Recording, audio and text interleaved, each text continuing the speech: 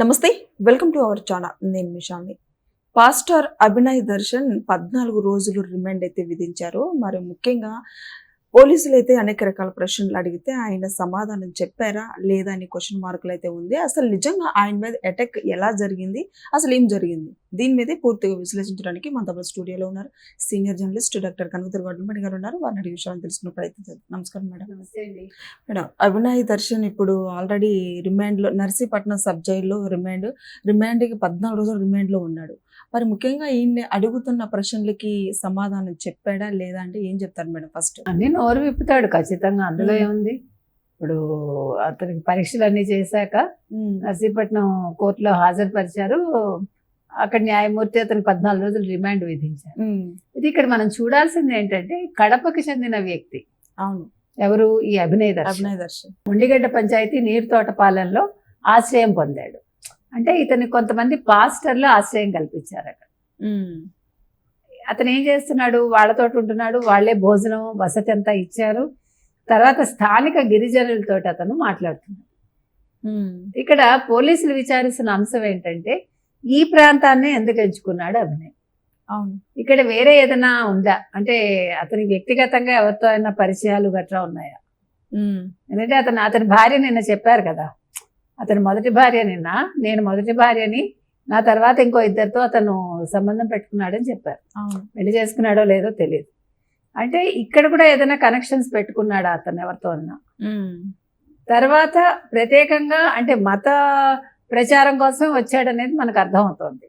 దీని మీద ఏం చేశాడు అతను మనందరం చూసాము. తన్ని తాను గాయపరుచుకున్నాడు, నా మీద దాడి జరిగిందన్నాడు, ప్రభుత్వాన్ని నిందించాడు, మొత్తం గందరగోళం చేద్దామని చూశాడు. హర్షకుమార్ లాంటి వాళ్ళు వెంటనే స్పందించేశారు. తర్వాత కేఏ పాల్ లాంటి వాళ్ళు స్పందించారు.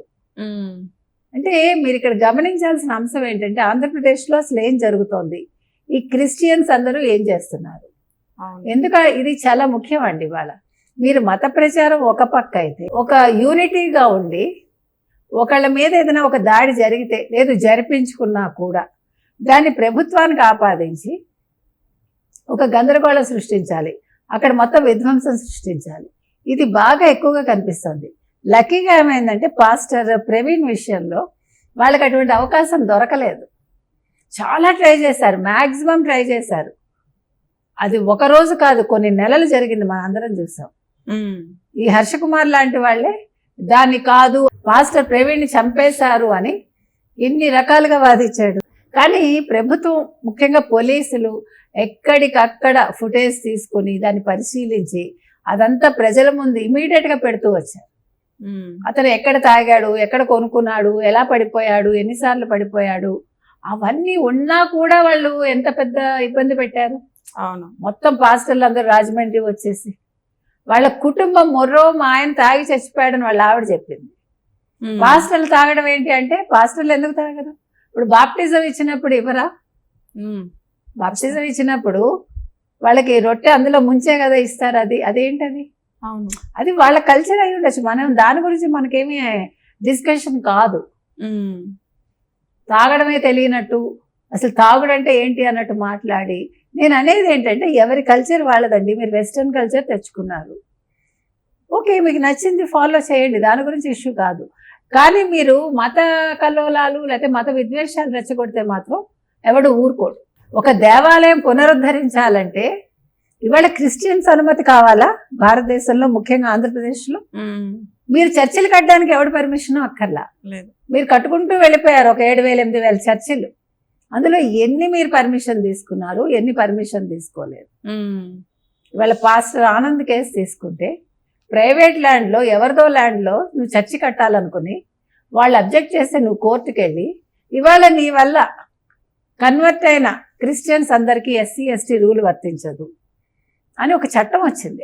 ఆల్రెడీ ఉన్న చట్టమే. ఇప్పుడు వీళ్ళందరూ ఏమంటున్నారు, క్రిస్టియన్స్ అందరూ కూడా ఆల్రెడీ ఉంది కదా, ఇప్పుడు కొత్తగా ఏంటంటే, అంటే మీరు మోసం చేశారు చట్టాన్ని. ఇంతకాలం మీరు కోర్టులని చట్టాన్ని మోసం చేశారు, ప్రభుత్వాల్ని మోసం చేశారు. అందుకని ఇవాళ మీకు కళాశాలల్ని, ఈవెన్ పాఠశాలల్ని కూడా మోసం చేశారు. ఉద్యోగాల్లో మోసం చేశారు, వేరే వాళ్ళకి అన్యాయం చేశారు. పాస్టర్ అభినయ్ మీద అసలు అటాక్ జరిగిందంటారా మేడం? అటాక పడ నేను ఆ రోజే చెప్పా విజువల్స్ చూసి ఇతనే కొట్టుకున్నాడని. బీర్ బాటిల్ తో కొట్టారంటే అసలు బీర్ బాటిల్ ఎక్కడి నుంచి వచ్చింది మత ప్రచారకుడికి? ఫస్ట్ క్వశ్చన్ అది వేయాలి మనం. మీరు తాగము, మేము పాస్టర్లము, మేము దిగొచ్చామని అంటున్నారు కదా. అవును. బీర్ బాటిల్ ఎక్కడి నుంచి వచ్చింది? బీర్ బాటిల్ తో తనే కొట్టుకున్నాడు. అది వికటించింది, విషయం బయటకు వచ్చింది, అతనే ఒప్పుకోవాల్సి వచ్చింది. ముఖ్యంగా అతను ఒక 6గురిని ఎంచుకున్నాడు. ఆ 6గురు ఎవరు? వాళ్ళు ఇలాగే ఎవరో స్నేహితులు, ఏదో డిఫరెంట్ ప్లేసెస్ నుంచి క్రిస్టియానిటీకి సంబంధించిన వాళ్ళని ఎన్నుకున్నాడు. వాళ్ళతో ఫోన్లో మాట్లాడినప్పుడు ఇట్లా అటాక్ చేసుకుంటాను, మీరు సహాయం చేయాలంటే ఒకడు రికార్డ్ చేశాడు.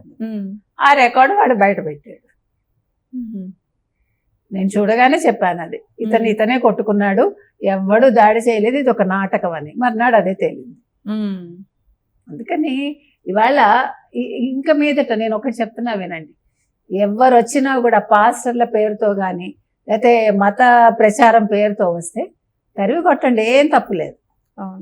మీరు ప్రచారం చేసే అర్హత మీకు లేదు. మతం మారాలి అనుకుంటే నా అంతటి నేను అనుకోవాలి. మీరు వచ్చి నన్ను కన్విన్స్ చేయడం ఏంటి? అసలు నా ప్రాంతానికి ఎందుకు వస్తారు? మీకు సిగ్గుంటే మీరు మా గుళ్ళ దగ్గరికి రాకండి. మీరు డబ్బుల కోసం మీరు పాస్టర్లు అయ్యి, దశమ భాగం కోసం పాస్టర్లు అయ్యి, మీరు అమ్మాయిల్ని మోసం చేస్తూ, ఇదే ఒక పురోహితుడు చేస్తే ఈ పాటికి మీరు ఎట్లా చేస్తారు? అవును, ఎంత గందరగోళం చేస్తారు. ఎప్పుడైనా జరుగుతుంది, ఎవడైనా అందరూ మనుషులేగా. వన్స్ ఇన్ ఏ వైల్ ఎప్పుడైనా జరగచ్చు, అది మనం ఏం జరగలేదనో జరగదనో. అవును. కానీ పాస్టర్లు అనేవాళ్ళు పాస్టర్ ముసుగులో మొన్న చూసాం, ఒక 14 ఏళ్ల పిల్లని ఎలా మాయమాటలు చెప్పి ఎట్లా మోసం చేసి అమ్మాయి గర్భవతి అయింది పాస్టర్ చేతిలో. ఈ మధ్యన ఎన్ని కేసులు ఇలాంటివి. అవును. కాబట్టి వీళ్ళు పాస్టర్లు ఏంటి? అసలు పాస్టర్ ముసుగులో ఉన్నవాళ్ళు. కాబట్టి ఈవెన్ నేను చెప్తున్నది ఏంటంటే, రోమ్ కావచ్చు, మరొకటి కావచ్చు, పోపు లాంటి వాళ్ళు ఇలాంటి వాటి మీద దృష్టి పెట్టాలి. మీరు మతాన్ని ప్రచారం చేయడం ఒకటే చూస్తున్నారు. ఏమంటున్నారు? మీరు హిందూ ఆచారాలు ఏముంటాయో హిందూ మతానికి సంబంధించి వాటిని ఫాలో అయ్యి వాటి ద్వారా మీరు మత ప్రచారకులుగా మారి వాళ్ళని కన్వర్ట్ చేయండి అంటున్నారు. సో మనం పోపుని ప్రశ్నిస్తున్నాం ఇవాళ. మీరు ఆడపిల్లలు ఇలా పాడు చేస్తూ ఉంటే మీ మతం ఒప్పుకుంటుందా? మీ బైబిల్ ఒప్పుకుంటుందా? మీరు దీని మీద దృష్టి పెట్టండి అని మనం అడుగుతున్నాం.